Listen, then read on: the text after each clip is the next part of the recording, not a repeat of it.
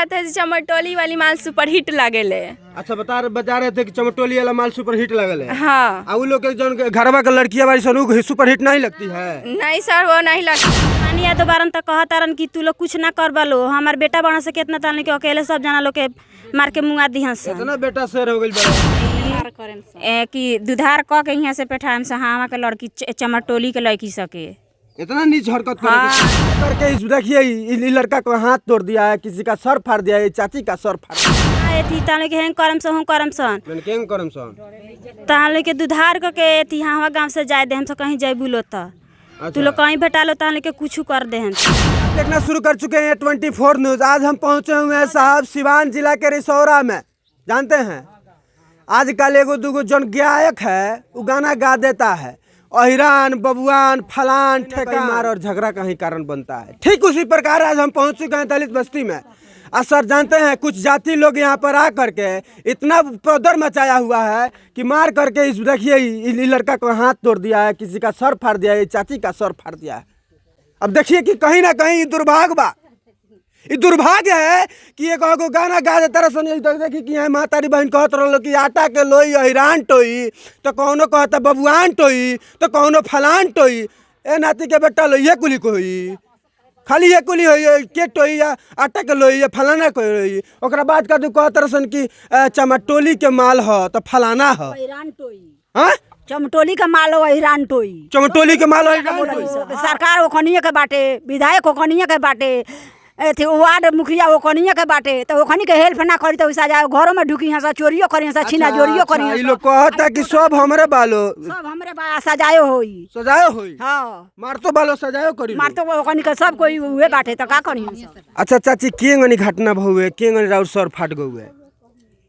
फाट गए सर हमार गाना बजाओ तबे लो लड़की बोलवी सा अरे हाला गुली भौगे लड़का दौड़ल गए लो हम यही। अच्छा लड़किया माने गानवा के विरोध कभी सन की रे चकोरा लोग बढ़िया गाना बजावो लो, है फुहर गाना मत बजाओ बस ही लो। अच्छा है लड़किया रलिया सन आवस तन बनी ना आवसन बनी आवसन है जी।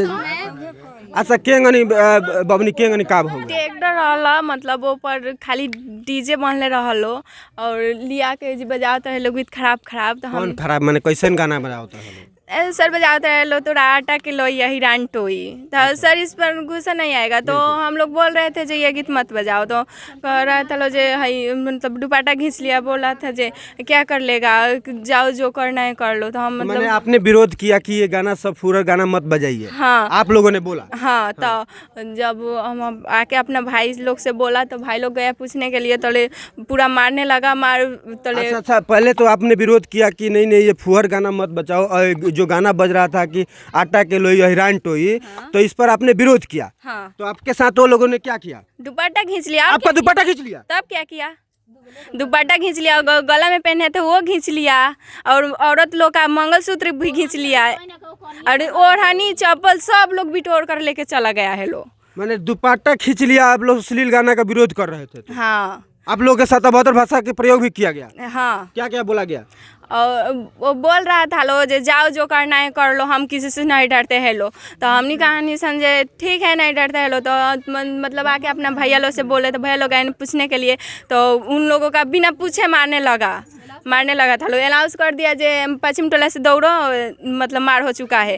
तो वो वहाँ से चलने बहुत सर इतना ना था नो 150 से ऊपरे था। चमटोली वाली माल सुपर हिट लागेले। अच्छा बता रहे थे कि चमटोली वाला माल सुपर हिट लगल है। हाँ। उ लोग के जौन घरवा के लड़कियां बारी सन सुपर हिट नहीं लगती है? नहीं सर वो नहीं लगती है सुपर हिट, खाली चमटोलिए के माल माने सुपर हिट लगती है। हाँ। अच्छा बनी आपके साथ क्या हुआ? चाहत रही से घास उखाड़े तो हम माना कनी से कि गाना मत बजावा लो, तो लोग कहत हमनी गाना बजाएम सन तो हमनी के का होता टे। तो हमनी कनी से हमनी के गाँव में आके गाना मत बजालो, अपना गाँव जाके बजावा लो तोरनी घींच के। और उन्हें खेत बाटो खेत में पटक सब लेके के मार घर में लुकनी सन, तो घर में से घींच के मारे लागलो। कहता लो कि तहनी के भाई क्या करे सर, हमनी तो दबंग है सन, बोलाओ अपना भाई के। भाई लो आई लो तो इनको लोग के मार के खेत में गिरा दे रख लो। अच्छा आप लोगों को मैंने ओढ़नी भी खींच लिया और हाँ। मारने भी लगा आप लोग? घर में लुकाए रहनी तो घर में से घींच के मारे लगा लोग के मारी मुँह बावे तो तूर दे रख लो। तहाँ थी ताले के हैं करम सन तहाँ लोग के दुधार के थी हाँ गाँव से जाए दे हम से कहीं जाए बुलो तो तू लोग कहीं भेटा लो तो के कुछ कर दे हम सन। और रात में जब मारे थी, दिन में मार से लट गए तो रात के फिर घर में घुसवले रहे लो मारे खातर, द्वार पर ले आ गए लाठी लेके। गुमानी या दोबारन तो कहा तारन कि तू लोग कुछ ना कर बलो, हमार बेटा बना से कितना तान के अकेले सब जना लोग के मार के मुंगा दी हंस। इतना बेटा शेर हो गई बड़े। हाँ, गणेश यादव, गुमानी यादव कहा तारन। अच्छा बबनी, तू तोरो संग मारपीट भइल हुए का भइल हुए? उ लोग गाना बजातात रहल, इतना मार मरले बा लोग कि देखाए लायक नहीं खे। पूरा करिया करिया हो गइल बाटे पूरा जिस्म पर। हाँ। अच्छा। आ घर में लुकाई रही से तो ओमे से खींच के मारत रहुए लो। खाली मने 2-3 हाली उहे गाना बजावत रहुए लो कि चमरटोलिए में माल बा। अच्छा।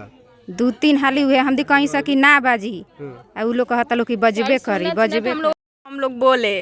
अच्छा, आप लोग सुन करके आपके कान दर्द करने लगा जे ये कुली गाना चकोड़ा गाओ बजाओ तरसन। अच्छा बबनी, एगो बात बताओ, तू तो पढ़ल लिखल आदमी बारू, आप पढ़ती है ना? हाँ। कौन से क्लास में? 9th में। अच्छा एक बात बताओ, ये जो साला चकोरा जो चुटमुटिया जो ब्यास है, वो लोग कहीं ना कहीं समाज को विभाजन करने वाला गाना गाता है, इस पर आप क्या कहिएगा? वैसे चकोरा ब्यास के क्या कहिएगा आप?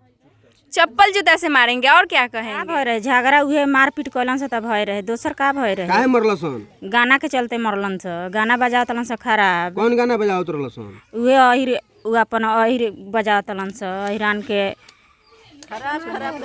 चमरटोलिए में माल बा, ये कुली बजावतलन से, यही खातिर भय रहे। यही खातिर वो लोग विरोध कहने की निमन गाना नहीं खे, निमन बजाओ लो, यही खातिर मारपीट हो गईल। हाँ, यही खातिर भइल। आ लड़की से के ओढ़नी छीनलन से, वो खातिर भइल। लड़की सन के ओढ़नी यो छीन लेलसन। हाँ, लड़की से के ओढ़नी छीनलन से, वो खातिर भइल। अच्छा। ऊपर से धमकी देते रहन से के चला लो खेत बाड़ी में। तब हेंग करम से होंग करम कि दुधार क के यहाँ से पेठाम से हाँ के लड़की चमरटोली के लड़की सके इतना नीच हरकत करे। हाँ, इतना वो अहिर कहतारन से। अच्छा, का भइल जो भइल चाची? अभी तो धमकिए देता रह स, हमनी के अपन लोग लइका अपन संहार के बानी स घर में, आ उ अभी धमकिए देता रह स। केहू बात हमनी के घरे तो लोग नहीं खे, बाहर भीतर बावे लो, तो अब मतलब बा कि हम डेराइए के नु रह सकतानी। तो डेरा तानी तो लोग रही तो ना डेराएम, तो वहू पर द्वार पर चढ़ चढ़ के आवता लो कि हाँ हेंग करेम होंग करेम। आ गंधा गंधा गाड़ी या रोप से चलता लो कि चलो अभी उ लोग का करी लो, एमले में कुछ हइले नहीं खे। लोग हमनी के तो खेत में कमाए खाए ला, ओकनी के का औकात बा के ओकनी करिहन स। गरीब आदमी के जिए का अधिकार नहीं खे। सब कोई तो हमरे ही ओर से बा, हमनी रुपया झिलते बानी सब अपना दामाद लोग के लगे। अच्छा, हमार दूसरा लोग के लगे का औकात बा, उ तो हमनी के खेत में कना बनिहारी क के खाला खानी से। अच्छा एगो बात बताई चाची, कहे के मतलब बा जे बड़ लोग के समाज के बड़ लोग नेता लोग बा, उ लोग कुछ नहीं करत रहो। हां, उनके लोग के करता लो, अहिर लोग के खाली करता लो। उ का करी खाली राउर लोग के नाम बेचता लो कि हम हे जात के नेता हई, बाकी काम नहीं के वो लोग के करता। हां, वो लोग के करता लो सारा लोग काम। पैसा लेता लो तो करी लो ना, हमनी के लगे तो पैसा नहीं खे। आ समांगी लोग बावे तो कमाता लो खाता लो, वो लोग के लगे पैसा बा, नेता लोग वही लोग के लगे बहता, हमनी के लोग थोड़े बही। आज 10-12 दिन हो गइल कोनो कार्रवाई नहीं के, ना सिवान के कोई थाना अथी सुनता ना महाराजगंज के। आ लोग लइका सब लोग घवाइले बाटे, आ उल्टा में उहे कादू केस करी लो कइले बालो।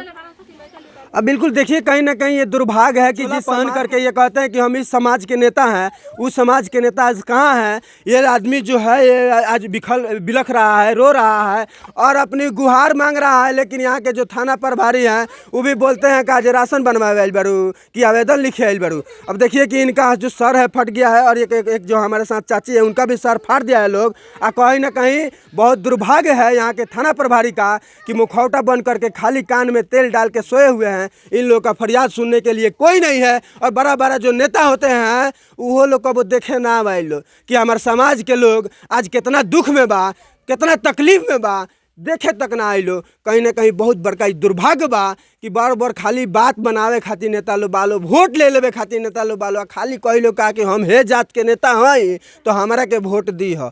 खाली जातीय पार्टी में बटबलो कि कुछ लोग के फरियादों सुन बलो। फिलहाल यही खबर मैं दिखा रहा था सिवान से।